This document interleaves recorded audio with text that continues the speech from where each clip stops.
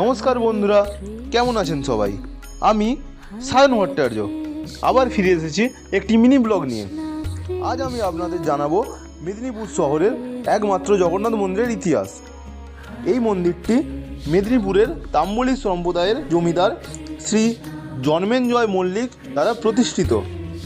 তিনি 1258 বঙ্গাব্দে এই মন্দিরের নির্মাণ কাজ শুরু করেছিলেন।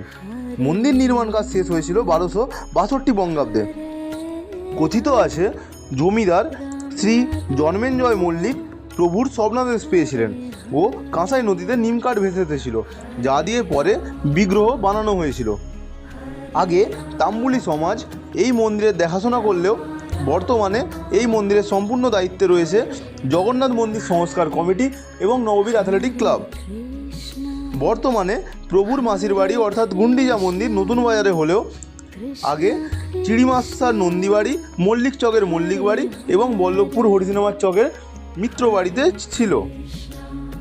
আগামী 11 জুন বুধবার প্রভু স্নানযাত্রা বিকেল 5টায় অনুষ্ঠিত হবে। 27 জুন রথের দিন প্রভু সমগ্র মেদিনীপুরবাসীকে দর্শন দিয়ে মাসির বাড়িতে প্রবেশ করবেন এবং সেখানে 7 দিন থাকার পর 5ই জুলাই আবার নিজ মন্দিরে ফিরে আসবেন। এই 7 দিন প্রভু বিভিন্ন বেশে ভক্তদের দর্শন দেবেন। এই 7 দিন গুন্ডিচা মন্দিরের পার্শ্ববর্তী মাঠে রথের মেলা বসে।